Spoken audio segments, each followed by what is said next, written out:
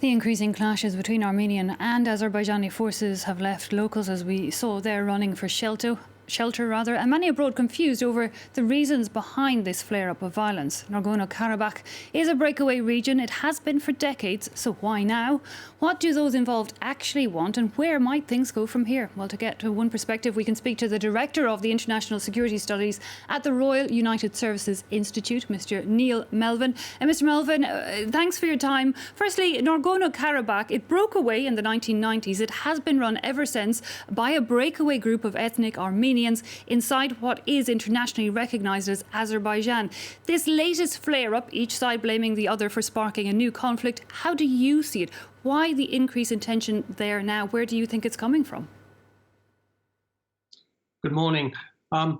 Well, I think one of the main reasons is that we've had really 30 years of diplomacy around Karabakh, but a failure to find a long-term peace agreement. And this, of course, has led to tensions building up, and in particular on the side of Azerbaijan, which lost the war in the early 1990s. It lost control of Karabakh, but it also lost control of 7 regions around Karabakh, which have been operating as a buffer state, and up to 600,000 internally displaced Azeris left those lands. So there's a lot of sort of political pressure within Azerbaijan to find a solution. I think one of the big changes has been that Turkey has suddenly emerged and has shifted its regional diplomacy to strongly support Azerbaijan, which has emboldened the leader of Azerbaijan, President Aliyev, to take a stronger line. And I think this is one of the main reasons why we see the conflict appearing now. Turkey has always, throughout the decades, been a supporter of Azerbaijan, but indeed you say it seems to be stepping up on that front. We're just hearing, in fact, that the foreign minister is to travel to Azerbaijan this Tuesday. How do you see that role from Turkey? Is it, in a way, a direct confrontation from Turkey towards Russia, which supports the Armenian side more? Well, we've seen in recent years a big change in Turkey's regional diplomacy, taking a much more independent and stronger line towards Syria, towards the East Mediterranean and Libya. I think now what we're seeing is that South Caucasus is becoming part of this new regional diplomacy by Turkey. And Turkey sees an opportunity to increase its regional role. Up until now, the Karabakh conflict has been handled by an international mechanism, the Organization for Security and Cooperation in Europe, with the United States, France and Russia taking the leading role there. And Turkey's really been largely outside that settlement process.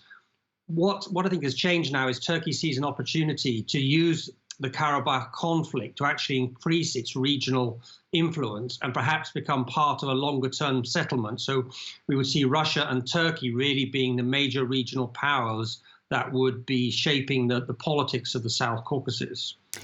So Azerbaijan has clear support from Turkey. We're also hearing that it now is in a much different position when it comes to its military might than it was many years ago. Can you tell us anything about just how strong it may have become on that front? Well, Azerbaijan has had significant inflows of financing as a result of its hydrocarbon resources. And so nearly a decade now, it's been using a lot of that to rebuild its military, to modernize it. It's been buying sophisticated weapons, modern weapons in particular from Russia. But what we've seen in this conflict is it's been using a lot of sort of high-tech weapons, drones from Israel. And in particular, in recent times, we've seen, I think, Turkish drones. And so this has made quite a difference on the battlefield because Azerbaijan has been able to overcome some of the natural geographic advantages that the Armenians have had, which they've controlled the high ground, the mountainous areas, which has made attacking these zones quite difficult.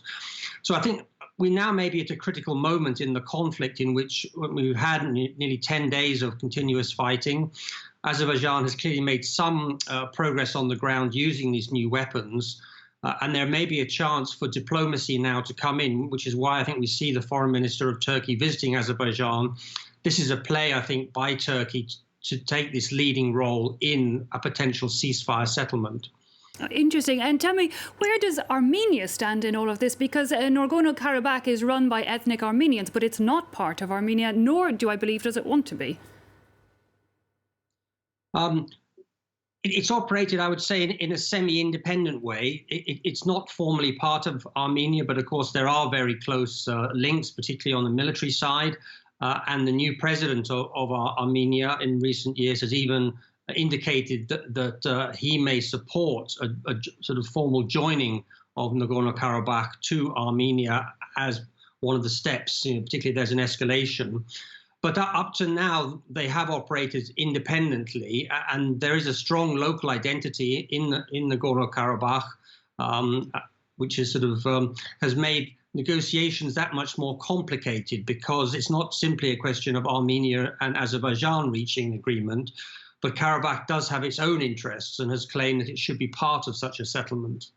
And meanwhile, Mr. Melvin, going back to the international side of things, we've mentioned Turkey, we've mentioned Russia. We're also hearing, though, that there's indiscriminate attacks being carried out by Syrian mercenaries and also by Iranian groups. Have you got any further insight as to the various elements that may already be on the ground? Well, this is the dangerous shift, I think, that's happening around the Karabakh conflict. As I mentioned, up until now, it has largely been managed by an international multilateral framework. What has happened over the last couple of years is that the Karabakh conflict has begun to merge with these wider regional geopolitical changes that we're seeing. So the Middle East and the Black Sea region and the South Caucasus are becoming intertwined through the role of Turkey, Iran taking a stronger role, and the United States and the Europeans having a much less leverage, a much less high profile across the region. And so this is why some of these Middle East elements, the accusations that there are armed fighters from Syria now coming in, that Iran is being used as a transit corridor to bring in weapons to either side. And of course, that there are significant ethnic Turkic minorities in the north of Iran. So there's always a risk of potential overspill of any conflict across the borders. So it's become a very unstable mix. And it's really, I think, a sign of this growing breakdown of the multilateral European security framework, which has been so important to stability in the region for the last few decades. Mr. Neil Melvin, thanks so much for giving us your insight and helping us see a clearer picture of what is a very complicated situation there in Nagorno-Karabakh and the surrounding region. Mr. Neil Melvin there of the Royal United Services Institute. OK, well, you're watching live from Paris here on France 24. If you're just joining us, these are our top stories. Back at the White House and telling people not to fear the virus that has killed over 210,000 Americans, Donald Trump has left the military hospital where he was being treated for COVID-19, removing his mask to tell reporters he was feeling good. As we were just looking at there, rockets and accusations continue to fly between Armenian and Azerbaijani forces. For civilians, the days filled with fear as once again an international call for a ceasefire is made.